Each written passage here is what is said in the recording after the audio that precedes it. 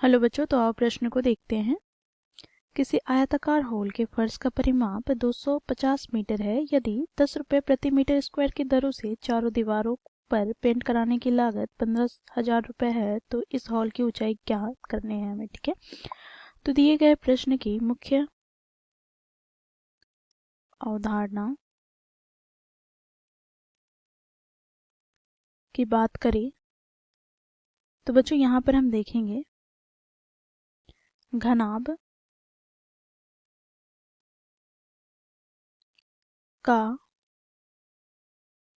पार्श्व पृष्ठीय क्षेत्रफल ज्ञात करने का सूत्र क्या होता है।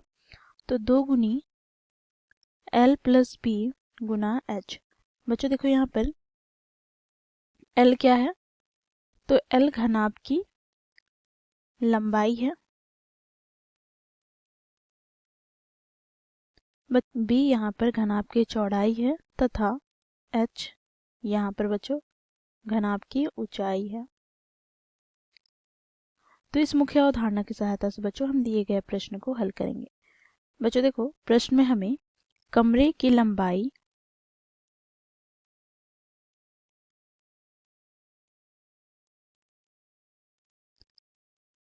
को L मान लेते हैं तथा चौड़ाई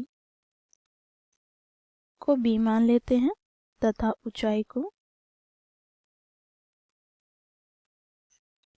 H मान लेते हैं। ठीक है, तो बच्चों देखो क्योंकि हमें आयताकार हॉल के फर्श का परिमाप 250 मीटर दिया है, तो यहाँ से हम लिखेंगे क्योंकि कमरे के आयताकार फर्श का परिमाप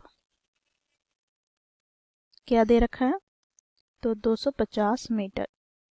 बच्चों देखो क्योंकि कमरे के जो फर्श है वो आयताकार है और आयताकार का परिमाप ज्ञात करने के लिए हम लोग सूत्र क्या जानते हैं, तो 2 गुनी लंबाई प्लस चौड़ाई बराबर क्या हो जाएगा 250।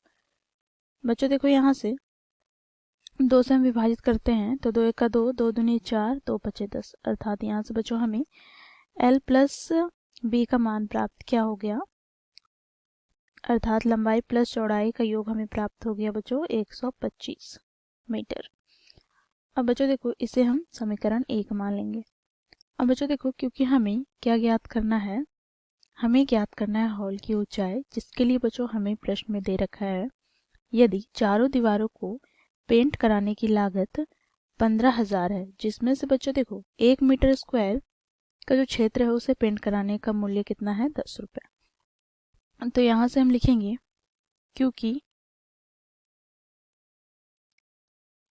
कमरे के चारों दीवार का क्षेत्रफल बराबर क्या हो जाएगा, तो बच्चों देखो कमरे का पार्श्व पृष्ठ क्षेत्रफल अर्थात बच्चों देखो 2 गुनी L प्लस बी गुना में H। अब बच्चों देखो कमरे की दीवारों का क्षेत्रफल हम कैसे ज्ञात करेंगे, तो चारों दीवारों को पेंट कराने की लागत कितनी हमें प्राप्त हुई है, कितना हमें दिया गया है, तो 15,000 बटे में बच्चों देखो 1 मीटर स्क्वायर क्षेत्र को पेंट कराने का मूल्य 10 रुपये है, बराबर क्या हो जाएगा 2 गुनी L प्लस बी का मान हम लोगों ने समीकरण 1 में देखा कितना है 125 मीटर गुना में H।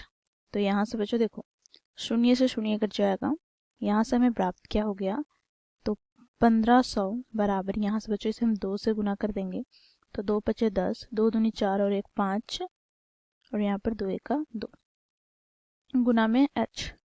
बच्चों देखो यहाँ से हमें H बराबर क्या प्राप्त हो जाएगा, तो 1500 बटे में 250, शून्य से शून्य कट जाएगा, 25 से विभाजित करेंगे तो 25 का 25, यहाँ पर 25 छक 150, अर्थात यहाँ से बच्चों हमें H का मान प्राप्त क्या हो गया 6 मीटर।